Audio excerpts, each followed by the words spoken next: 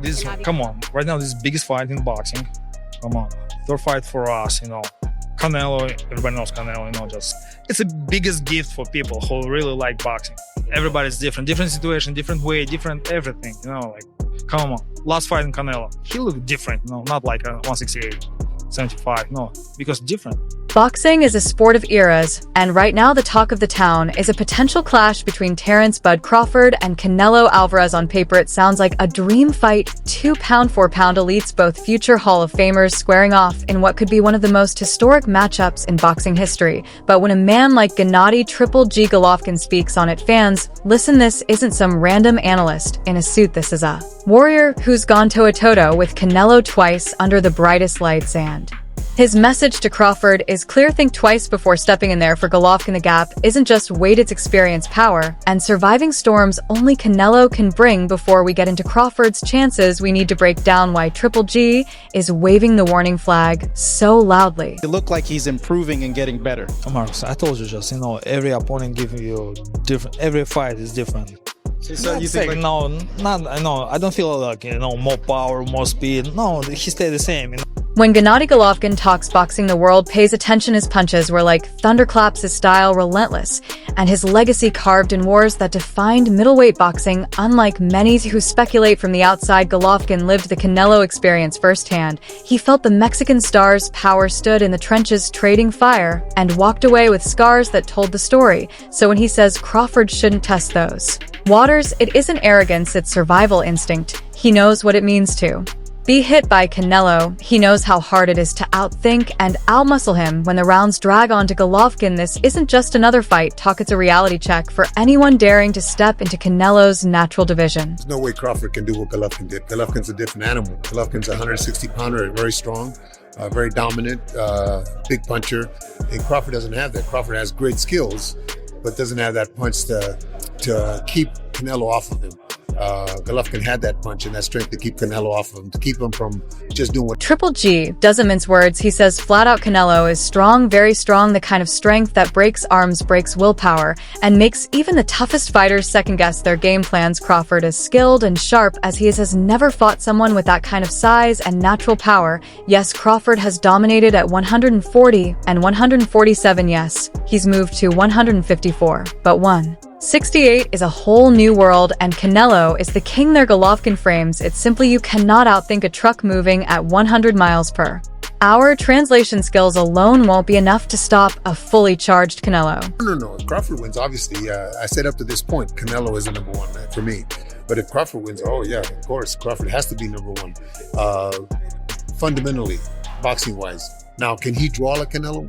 Crawford is widely regarded as one of the smartest fighters in boxing. He downloads opponents' shift styles mid-fight and makes world-class champions look like amateurs. But Golovkin insists intelligence only goes so far when you're facing someone who can take your best shots and keep walking forward. He respects Crawford, even calls him dangerous. But he also knows that Canelo isn't just about brute force, he's about adjustments, patience, and punishing fighters until they unravel in Golovkin's world.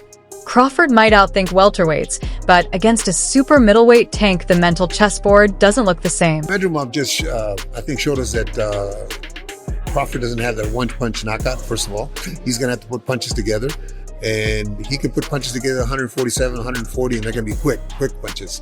With Canelo, they're going to be a little bit slower, so Canelo's going to be able to see. Interestingly, Triple G doesn't shut the door entirely on Crawford. He leaves a tiny crack of possibility. He suggests that if Bud can survive the first 6 rounds, maybe, just maybe, he can surprise Canelo. That's vintage Golovkin, direct, blunt, but fair. He knows Canelo sometimes slows down in the later rounds, and Crawford's ability to make reads could play a role, but it's a razor-thin path Crawford would need to survive the early storm, avoid getting broken down, and then slowly turn the tide. Golovkin's warning isn't just about size, it's about whether Crawford can even last long enough to make his adjustments matter. Alvarez fought on the back foot, relying on counterattacks, but Triple G kept pressing forward, landing jabs that pierced through even Canelo's tight defense. Despite the thunderous punches exchanged, Golovkin never backed. To understand why Golovkin warns Crawford, you need to revisit his own wars with Canelo. In their first fight, Triple G walked Canelo down, jabbing his head off and pushing the pace.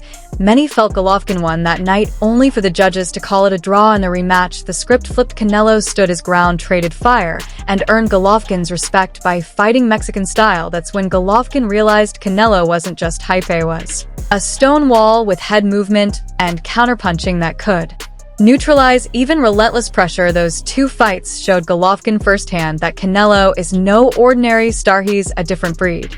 Putting the weight on that he's put on, may not be the fastest, may not be the strongest at that weight.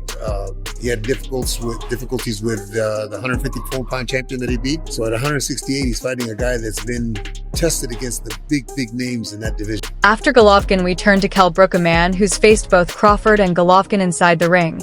And his take is telling. He says straight up size and experience lean heavily toward Canelo. Brook knows what it feels like to jump up in weight against monsters like Golovkin, and the reality isn't pretty against Crawford. He was sharp early, but Bud downloaded him and ended the fight with surgical precision. Against Golovkin, it wasn't just skill, it was brute strength and a new reality. Brook warns that Crawford moving up isn't as simple as adding pounds, it's stepping into a new dimension, one where Canelo's natural size could be the deciding factor. Both unbelievable fighters, but I'd have to favour Canelo. Just his size and his experience and just his ring generalship, you know, he's got confidence, he's big, he's strong. Brook makes another crucial point. Crawford is not Mayweather. Floyd beat Canelo with movement, defense, and slick footwork. Crawford, on the other hand, sets his feet more. He's a counterpuncher, a hunter who picks his spots rather than dances around the ring. That difference could be huge. Canelo has faced movers before, but Crawford's style is unique. He's not running, he's planting and reacting. For Brook, that makes the matchup intriguing, but it also means Crawford might be standing in front of a bigger, stronger man who thrives when opponents stay in range. Middleweight, a mediocre world champion's okay, but when you're fighting someone like, you know, Canelo or Golovkin, it's a different kettle of fish, you know. I have to lean towards Canelo, but, you know, Crawford's very When Brook fought Crawford, he actually had early success. His jab was sharp, he caught Bud clean a few times, and people thought he might have a shot, but then Crawford did what Crawford always does. She switched southpaw, downloaded Brook's rhythm, and ended the fight with a brutal right hand. Brook admits it felt eerie how quickly Bud adjusted and shut him down. That's why he calls Crawford dangerous. But even with that respect, he admits the size factor against Canelo is on another level entirely. Crawford's not really like Mayweather in that aspect. It's like he's more, you know, he kind of sets his feet. He's cute with how he approaches chucking shots and moving. You know what I mean? I think it's a different fight to Mayweather, and Canelo's obviously a different fighter from when he boxed. Now we shift to Bob Arum, the legendary promoter, who's never shy about sharing his thoughts, and Bob doesn't just question Crawford, goes after Canelo. Arum claims Canelo has become more of a businessman than a fighter. He says recent performances show Canelo fighting safe, collecting checks, and avoiding risks. For Arum, Crawford is the old-school warrior who wants legacy, while Canelo might be protecting his bank account. It's a sharp contrast, and Arum believes it could influence the fight's dynamics. Kell Brook throwing the jab where Terence Crawford has his lead arm slightly above it and then deflects it downwards and throws his own jab at the same time, which Kell Brook walks in. Arum's words sting because they hit a nerve boxing fans already feel. In past eras, fighters like Sugar Ray Leonard and Oscar de la Hoya knew they had to entertain to sell pay-per-views. Today, some argue Canelo plays it too safe. If that's true, Crawford could expose him by bringing the fight and forcing action. But even if Canelo is in business mode, Arum warns that Bud's leap to 168 is a dangerous gamble. The weight difference could blunt his reflexes and turn his timing into half-beats that Canelo will punish. Boxers try to establish that lead arm. Kell Brook tries to throw the jab and then walks into a punch. Crawford was able to parry, deflect, and throw the jab at the same time with the same arm, hurting Kell. Moving up divisions isn't as simple as eating more. At 140 and 147, Crawford was dominant. At 154, he was solid, but not spectacular. At 168, he'd be fighting someone who has mastered that division for years. Arum points out that Canelo lives at super middleweight. It's his natural home. The stamina, the power, the patience, they all align with his frame. Crawford, on the other hand, would be carrying weight his body isn't used to, which could slow him just enough to make the difference. I had to pay money to watch that fight. I wouldn't do it because Canelo has shown in his last few fights that he's just a businessman. He's not in there to entertain the public.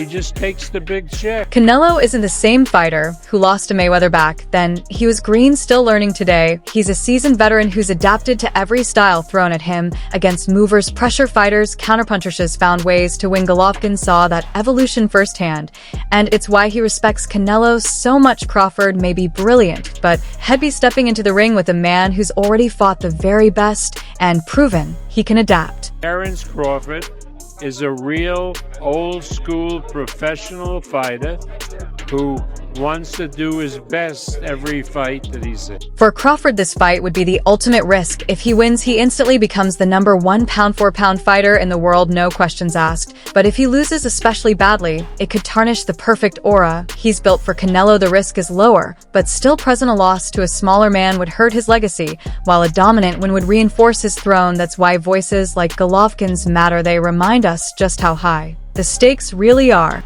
Terence Crawford moved from 47 to 54 to fight Madrimov. What did he do to Madrimov? Nothing. Okay, Madrimov was a 54-pounder. Now, to move up to 168, that's 2 more divisions. At the end of the day, Golovkin's warning is simple, but powerful. He isn't saying Crawford isn't great, saying greatness has limits. When physics gets involved, Canelo at 168 is a different beast, and Golovkin believes Bud might be walking into a storm he can't weather. But boxing is unpredictable. Crawford's ring IQ and adaptability have shocked us before. If he can survive the early rounds, make adjustments, and turn the tide, maybe he pulls off the upset. But for now, Golovkin's words hang heavy over the conversation. Beware of stepping into the lion's den unprepared.